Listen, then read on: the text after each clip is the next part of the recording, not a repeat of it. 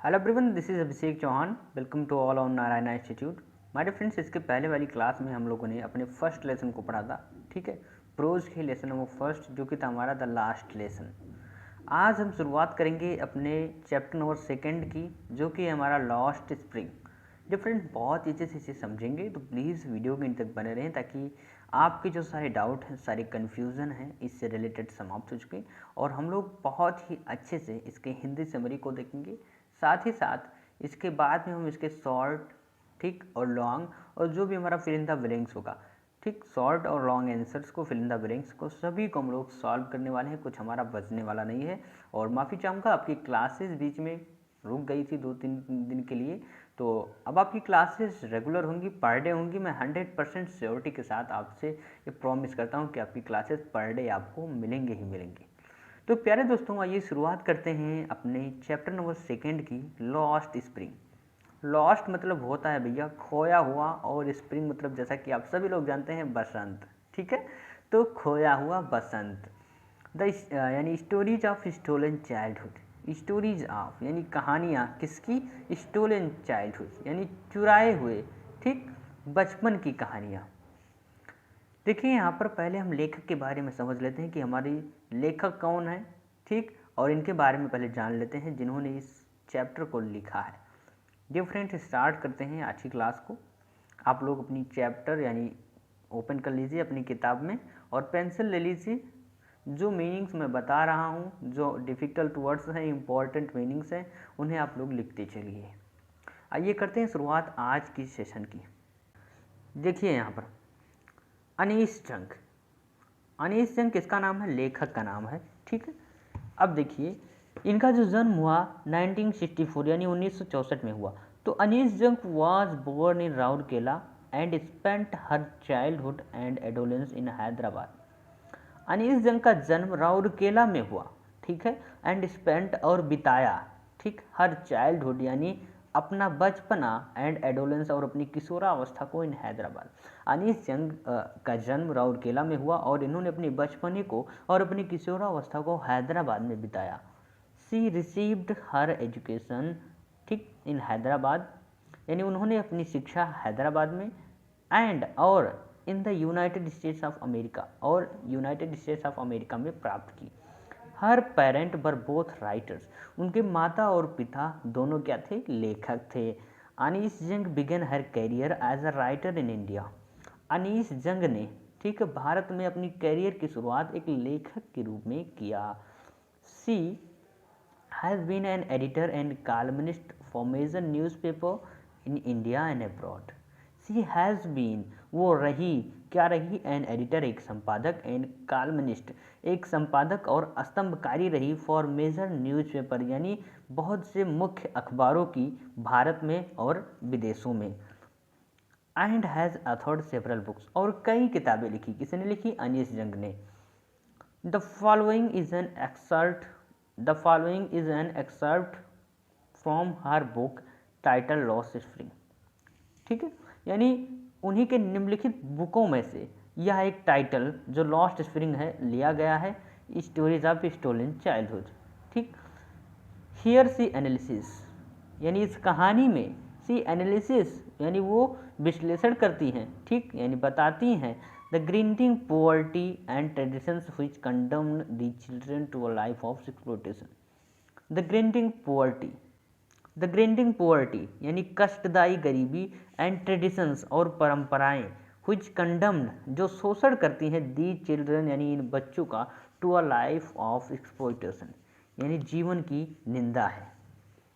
Okay दोस्तों, अब हम लोग बढ़ते हैं आगे, शुरुआत करते हैं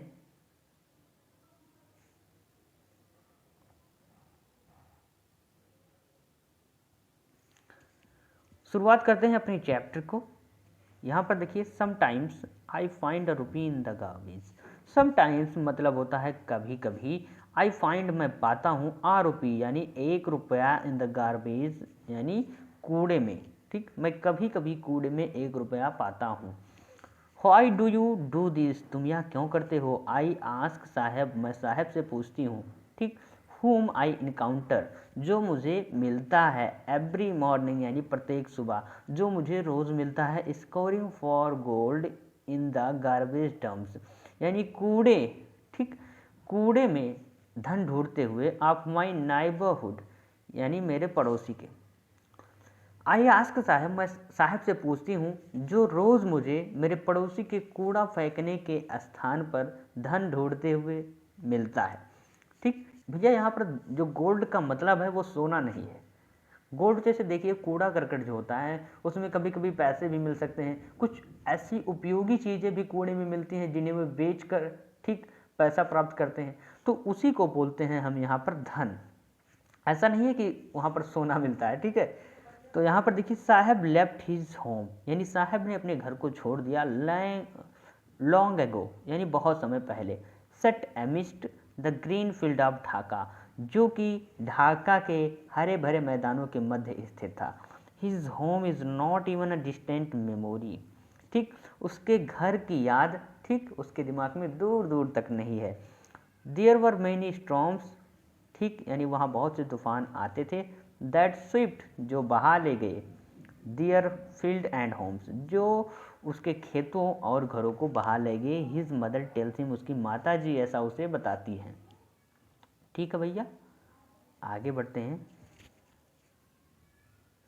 दैट इज़ वाई, ये जो वर्ड है दैट इज़ वाई, इसका मतलब होता है इसलिए, ठीक, दैट इज़ वाई यानी इसलिए, दे लेफ्ट यानी उसने छोड़ दिए, किसे, अपने घरों को, इसलिए उन्होंने यानी उसने अपने घर को छोड़ दिया, looking for gold in big city, ठीक, और धन ढूंढने के लिए बड़े शहर में आ गए, होयर जहाँ ही नाउ लिव, जहाँ वे रहते हैं, I have nothing else to do, मेरे पास कुछ और नहीं है करने के लिए, ही मटर्स, वह बुदबुदाता है, यानी मन ही मन कहता है या थोड़ा होठ हिलाते हुए कहता है, यानी वह बुदबुदाता है, लुकिंग अवे यानी दूर देखते हुए, गो टू स्कूल।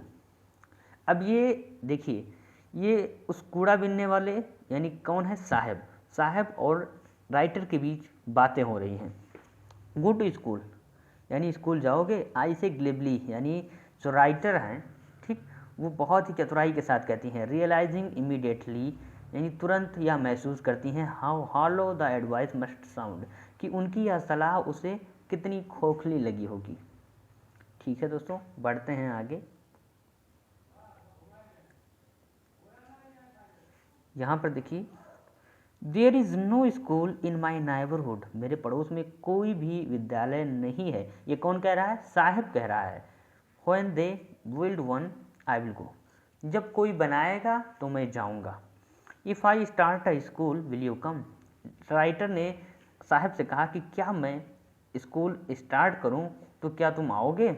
आई आस्क यानी राइटर ने पूछा, हाफ जोकिंग, ठीक, मजाक करते हुए, यस, हाँ, साहब ने कहा हाँ, ही सेज, वह कहता है, स्माइलिंग ब्रॉडली यानी खुलकर मुस्कुराते हुए कहता है, हाँ मैं आऊँगा। Okay my friends, few days later यानी कई दिनों बाद, I see him running up to me, मैं उसे अपनी ओर दौड़कर आते हुए देखती हूँ। इज़ योर स्कूल रेडी, क्या आपका स्कूल तैयार है। It takes longer to build, यानी यहाँ पर साहब दौड़ कर आता है राइटर के पास और पूछता है कि क्या आपका स्कूल तैयार है। तो राइटर क्या कहती है, it takes longer to build a school, यानी एक स्कूल बनने में काफ़ी समय लगता है। आई से यानी राइटर कहती हैं, एम्बैरेस्ड, ठीक, यानी शर्माते हुए, eight having made a promise that was not mean, एक ऐसा वादा करने पर जिसका कोई मतलब नहीं था।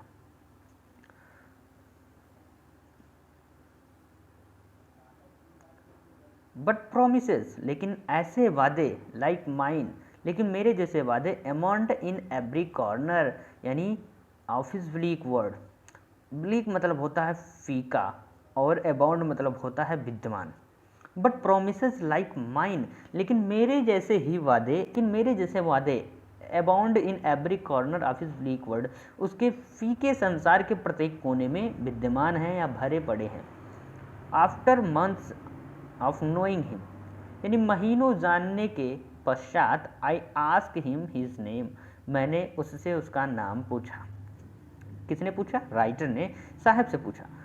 अब देखिए यहाँ पर साहिब आलम ही अनाउंस, कौन बताता है? साहब बताता है कि मेरा नाम साहिब आलम है, यानी साहिब आलम ही अनाउंस, वह कहता है। He does not know what it means, वह नहीं जानता था कि इसका क्या मतलब है। If he new it's meaning, यदि वह इसका मीनिंग जान जाए, ठीक, या जानता, लॉर्ड ऑफ यूनिवर्स यानी ब्रह्मांड का स्वामी, यदि वह इसका मीनिंग जानता, ब्रह्मांड का स्वामी, he would have a hard time believing it, उसे काफ़ी समय लगता है इस पर विश्वास करने में। Unaware of what his name represent, अपने नाम से, अपने नाम के अर्थ से अनभिज्ञ, अनजान, ही रोम्स, रोम्स मतलब होता है घूमना टहलना, ठीक, वह रोम्स यानी ही रोम्स, वह घूमता है द स्ट्रीट यानी गलियों में, विथ हिज फ्रेंड्स, अपने मित्रों के साथ, an army of barefoot boys, ठीक, एक नंगे पैर वाले लड़कों की फौज में। ठीक है, आगे बढ़ते हैं अपन लोग। Who appear like morning birds, जो दिखाई पड़ते हैं किसकी तरह? सुबह में पक्षियों की तरह, एंड डिसअपियर एट नून्स, और दोपहर को गायब हो जाते हैं। ओवर द मंथ्स यानी महीनों तक, I have come to recognise each of them, यानी महीनों तक मैं उनमें से प्रत्येक को पहचान चुकी थी, ये राइटर कहती हैं। Why aren't you wearing chappals, writer ने उनसे पूछा why aren't you wearing chappals, तुम लोगों ने चप्पलें क्यों नहीं पहनी हैं? आई आस्क वन, यानी उनमें से एक से पूछा। My mother did not bring them down from the self, self मतलब होता है भैया आलमारी, अटारी, जो आप जानते हैं आलमीरा, ठीक, या टाड़ा भी कह सकते हो आप। तो my mother did not bring them, मेरी माता जी ने उन्हें नहीं नीचे उतारा। ब्रिंग देम डाउन यानी मेरी माता जी ने उन्हें नीचे नहीं उतारा। फ्रॉम द सेल्फ यानी आलमारी से या अटारी से। ही आंसर सिंपली, वह सामान्यतः उत्तर देता है। इवन इफ सी डिड, यदि वह उतार भी दें, ठीक, he will throw them up, या उन्हें फेंक देगा, दोबारा से फेंक देगा। Add another, adds another who is wearing shoes that do not match, एक दूसरा लड़का कहता है जिसने बेमेल जूते पहने हुए थे। बेमेल मतलब जो मैच ना करता हो, यानी एक पैर में दूसरे जोड़ी का जूता और एक पैर में दूसरे जोड़ी का जूता पहना हुआ लड़का कहता है। When I comment on it, यानी जब राइटर ने इस पर कमेंट किया, he shuffles his feet and says nothing, उसने अपने पैर इधर उधर, ठीक, घसीटे, लेकिन कुछ नहीं बोला। आई वॉन्ट शूज, मुझे जूते चाहिए, ठीक है भैया, मुझे जूते चाहिए। अब यहाँ पर देखिए, आई वॉन्ट शूज, मुझे जूते चाहिए, says a third boy who has never owned a pair, ठीक, all his life.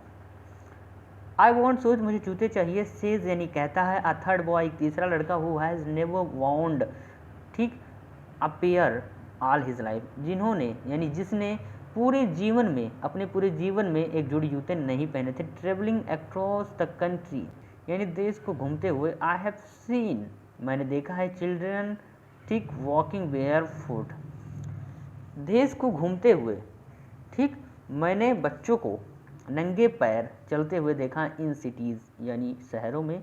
On village roads यानी गांव की सड़कों पर। Travelling across the country, I have seen children walking barefoot in cities on villages, यानी देश को घूमते हुए मैंने बच्चों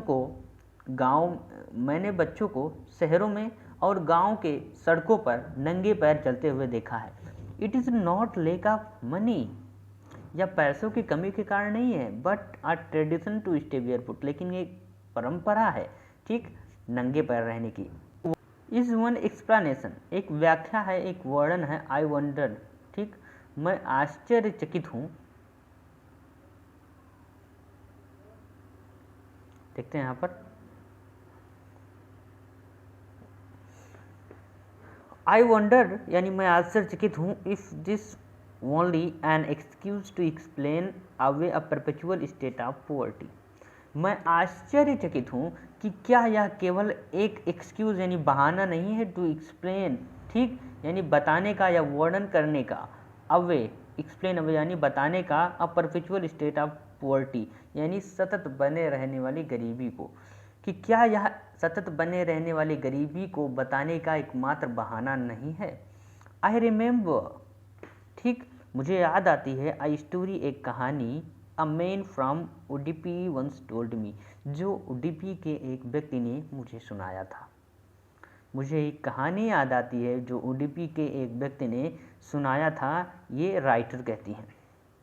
as a young boy he would go to school past an old temple. As a young boy, ठीक, एक छोटा बच्चा, जब वह एक छोटा बच्चा था, he would go to school, वह विद्यालय जाया करता था, पास्ट एन ओल्ड टेम्पल, एक पुरानी मंदिर से होकर, व्हेयर यानी जहाँ हिज फादर वाज प्रीस्ट, जहाँ उसके पिता पुजारी थे, ही वुड स्टॉप ब्रीफली, वह वहाँ थोड़ी समय के लिए रुकता, एट द टेम्पल यानी मंदिर पर, वह मंदिर पर थोड़ी समय के लिए रुकता, and pray for a pair of shoes, और एक जोड़ी जूते के लिए प्रार्थना करता, किससे, भगवान से। 30 ईयर्स लेटर, 30 वर्षों बाद, आई विजिटेड हिज टाउन, मैं उसके गांव गई, एंड द टेम्पल, और उस मंदिर पर भी गई, which was now drowned, जो अब उजड़ चुका था, in air of desolation, in the backyard यानी पिछवाड़े में, where lived the new priest, जहाँ नया पुजारी रहता था, there were red and white plastic chairs, वहाँ पर सफ़ेद और लाल कलर की प्लास्टिक की कुर्सियाँ रखी हुई थी। A young boy dressed in a grey uniform wearing socks and shoes arrived panting। A young boy, एक छोटा लड़का, ठीक, ग्रे यूनिफॉर्म और शूज और सॉक्स पहने हुए, अराइव्ड यानी आता है, पैंटिंग यानी हाँफते हुए, एंड और थ्रू हिज स्कूल बैग, और अपना स्कूल का बस्ता फेंक देता है, ऑन अ फोल्डिंग बेड, ठीक, एक फोल्डिंग बेड पर, लुकिंग एट द बॉयज यानी लड़के को देखकर। आई रिमेंबर, मुझे याद आ गया, the prayer another boy made to the goddess, यानी उस अन्य लड़के की प्रार्थना जो उसने भगवान से या देवी से किया था।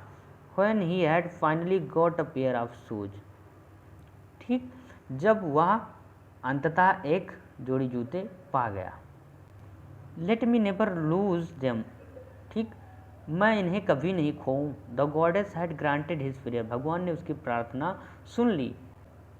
यंग बॉयज़ यानी छोटे लड़के, like the son of priest यानी पुजारी के बच्चे की तरह, पुजारी के लड़के की तरह, तो छोटे बच्चे पुजारी के लड़के की तरह, नाउ वर शूज़, अब शूज पहने हुए थे, बट मैनी अदर्स, लेकिन बहुत से अन्य लड़के, लाइक द रैग पिकर्स यानी कूड़ा बीनने वालों की तरह, इन माई नेबरहुड मेरे पड़ोस में, रिमेन शूजलेस यानी बिना शूज के रहे। My acquaintances with barefoot rag pickers, barefoot यानी नंगे रहने वाले कूड़ा बीनने वालों से मेरा परिचय, ठीक है। लीड्स मी टू सीमापुरी, मुझे सीमापुरी लेकर जाता है, a place on the periphery of Delhi, वह स्थान जो दिल्ली की सीमा पर है, yet miles away from it metaphorically, फिर भी लाक्षणिक रूप से इससे मीलों दूर है। Those who live here are squatters who came from Bangladesh in 1971, जो यहाँ रहते हैं वो गैर कानूनी बाशिंदे हैं जो बांग्लादेश से 1971 में आए थे। Saheb's family is among of them, Saheb का परिवार उनमें से एक है। Seemapuri was then a wilderness, Seemapuri तब बीहड़ था, ठीक। इट स्टिल इज, यह अब भी है, but it is no longer empty, लेकिन अब यह खाली नहीं है। In structure of mud with roof of tin and tarpaulin, devoid of sewage, drains और running water, live 10,000 rag pickers. Tin और तिरपाल के नालीहीन और जलापूर्ति विहीन कच्चे घरों में 10,000 कूड़ा बीनने वाले रहते हैं, ठीक है दोस्तों। दे हैव लिव्ड हियर, वे यहाँ रह रहे हैं, for more than 30 years without an identity, वे यहाँ पर बिना किसी पहचान के, ठीक, लगभग 30 वर्षों से रह रहे हैं। विदाउट परमिट्स, बिना किसी परमिट के, बट विथ राशन कार्ड, ठीक, लेकिन ration card say that get their names on voters list, लेकिन राशन कार्ड से उनका नाम वोटर लिस्ट में जुड़ गया, एंड इनेबल और योग्य हो गए देम, और वे योग्य हो गए टू बाय ग्रेन यानी अनाज खरीदने के लिए। Food is more important for survival, यानी जीवित रहने के लिए भोजन ज़्यादा जरूरी है देन आइडेंटिटी, यानी पहचान से। जीवित रहने के लिए भोजन पहचान से ज़्यादा जरूरी है।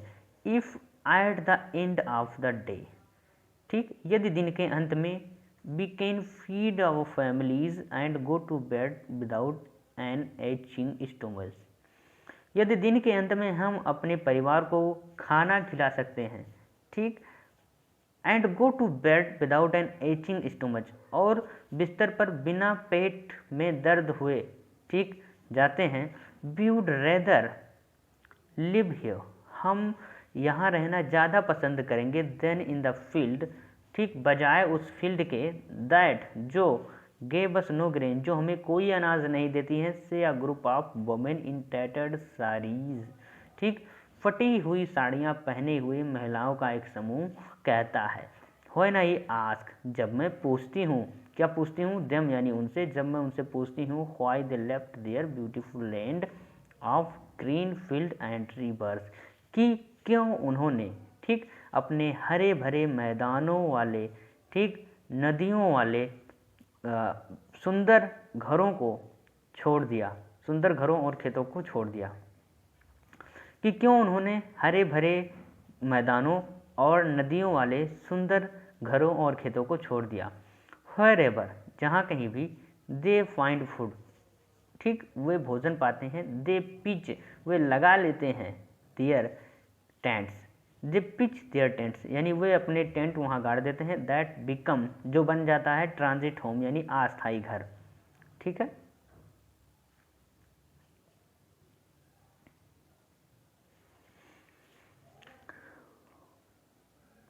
Children grow up in them, बच्चे इनमें बड़े होते हैं, बिकमिंग पार्टनर्स इन सर्वाइवल, और सर्वाइवल में पार्टनर्स बनते हैं, एंड सर्वाइवल इन सीमापुरी, और सीमापुरी में सर्वाइवल का मतलब क्या हुआ, मीन्स यानी मतलब रैग पिकिंग, और सीमापुरी में सर्वाइवल का मतलब रैग पिकिंग यानी कूड़ा बीनना है।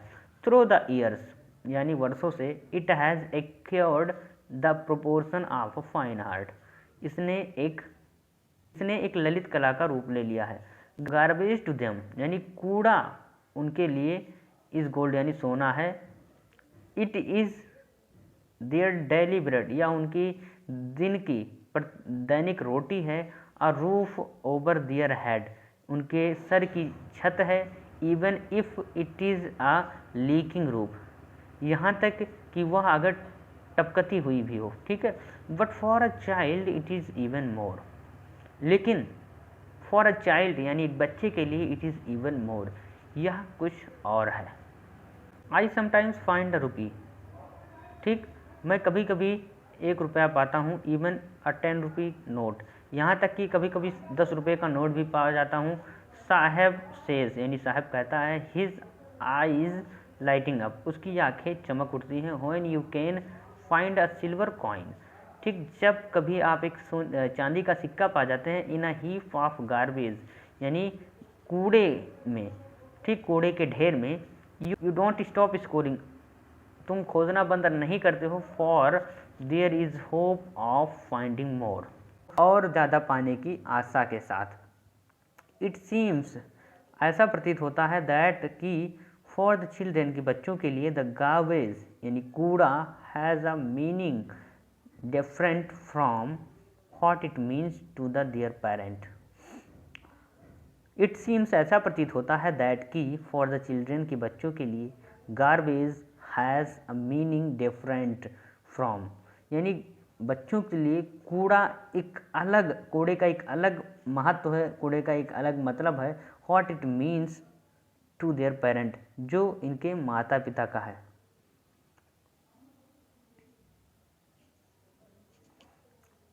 For the children it is wrapped in wonder, for the children यानी बच्चों के लिए, इट इज़ wrapped यानी यह लिपटी हुई है, इन वंडर यानी आश्चर्य से, फॉर द एल्डर्स यानी बड़ों के लिए इट मीन्स ऑफ सर्वाइवल, और बड़ों के लिए यह जीवित रहने का साधन है। वन विंटर मॉर्निंग, एक सर्दी की सुबह, आई सी मैं देखती हूँ, यानी राइटर देखती हैं, साहब यानी साहब को, standing by the fenced gate, ठीक, ऑफ नाइबरहुड क्लब, यानी उसके पड़ोसी के, ठीक, गेट के दीवार के पास खड़े हुए। Watching two young man dressed in white playing tennis, ठीक, खड़े हुए देखती हैं। वॉचिंग टू मैन यानी वॉचिंग टू यंग मैन यानी दो युवा लड़कों को देखते हुए, ड्रेस्ड इन वाइट यानी वाइट ड्रेस पहने हुए, प्लेइंग टेनिस यानी टेनिस खेलते हुए।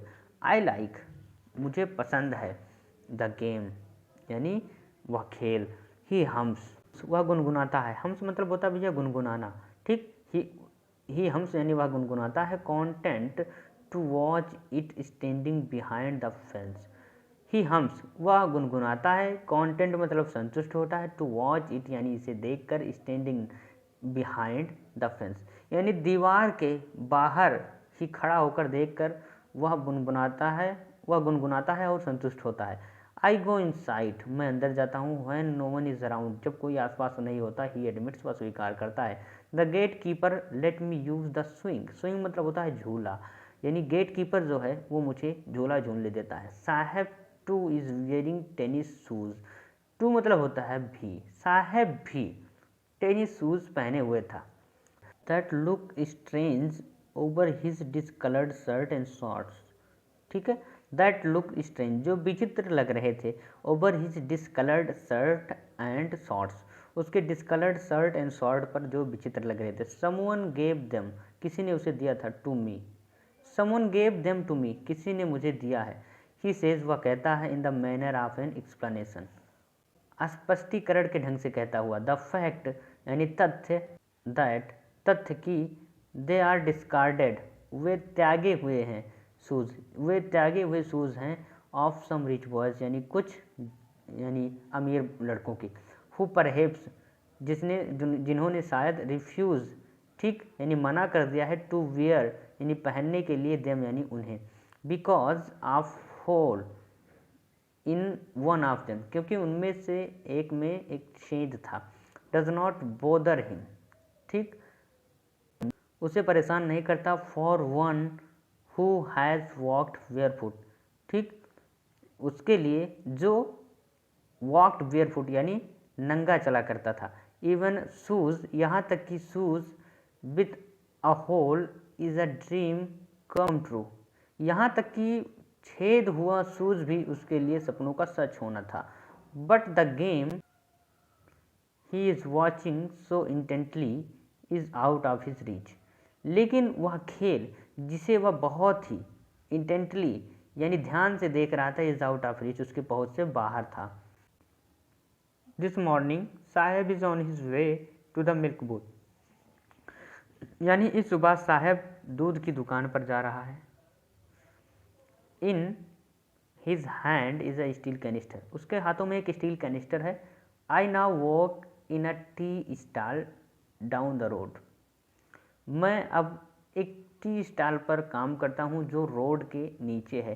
ही सेज वह कहता है, पॉइंटिंग इन द डिस्टेंस यानी दूर इशारा करते हुए, पॉइंटिंग मतलब होता है इशारा करना। I am paid 800 rupees and all my meals ठीक मैं 800 रुपये और प्रत्येक समय का भोजन पाता हूँ। Does he like the job ठीक क्या वह इस नौकरी को पसंद करता है। आई आस्क यानी मैं पूछती हूँ, कौन पूछती है, राइटर। हिज फेस यानी उसका चेहरा, आई सी मैं देखती हूँ, has lost the carefree look जैसे ही राइटर यह पूछती है उसके चेहरे से बेफिक्री का भाव गायब हो जाता है। द स्टील कैनिस्टर यानी वह स्टील कैनिस्टर सीम्स यानी प्रतीत हो रहा था, heavier than the plastic bags ठीक उस प्लास्टिक बैग से ज़्यादा भारी प्रतीत हो रहा था।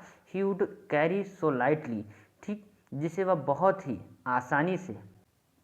आसानी से ले जाया करता था, ओवर हिज शोल्डर यानी अपने कंधों पर।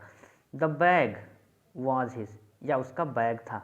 The canister belongs to the man यानी कैनिस्टर उस व्यक्ति का था, who owns the tea shop, जो उस चाय की दुकान का मालिक था। साहब इज़ नो, यानी साहब नहीं है, लॉन्गर हिज ओन मास्टर, यानी साहब अब अपने स्वयं का, ठीक, ओन मतलब होता है स्वयं और मास्टर मतलब होता है मालिक, यानी साहब अब अपने स्वयं का मालिक नहीं रहा। तो डियर फ्रेंड्स, अब हम यहीं पर एंड करते हैं आज की क्लास का। अब कल की क्लास में हम देखेंगे एक जो हमारी कहानी है, ठीक, उसमें एक दूसरे बच्चे के बारे में जिसका नाम है मुकेश। अभी तक हम लोगों ने जाना किसके बारे में, साहब के बारे में, ठीक। तो मिलते हैं कल की क्लास में बहुत ही अच्छे से। तब तक के लिए आप रिवाइज करते रहिए और कुछ भी आपका छूटने वाला नहीं है। अब आपकी क्लासेस पर डे आपको मिलेंगी, ठीक है। ये पूरी श्योरिटी के साथ एक प्रॉमिस करता हूँ मैं आपसे कि पर डे आपको क्लासेस मिलेंगी तो मिलेंगे ही, ठीक है। तो पर डे क्लासेस को ज़रूर अटेंड किया करिए। प्यारे दोस्तों, अगर आपको वीडियो पसंद आया तो प्लीज़ वीडियो को लाइक कर दीजिए, और अगर आप यूपी बोर्ड की स्टूडेंट हैं तो भैया बिना सोचे समझे तुरंत चैनल को सब्सक्राइब कर लीजिए, क्योंकि यहाँ से तैयारी करके आप इंग्लिश के सब्जेक्ट में 95+ मार्क्स पा सकते हैं। तो प्यारे दोस्तों, मिलेंगे कल शाम 8 बजे एक नए वीडियो के साथ। तब तक के लिए बने रहें हमारे साथ और करते रहें बहुत अच्छे से अपनी तैयारियाँ। Till then, keep learning, keep watching, keep improving yourself. See you tomorrow. Good night to all of you.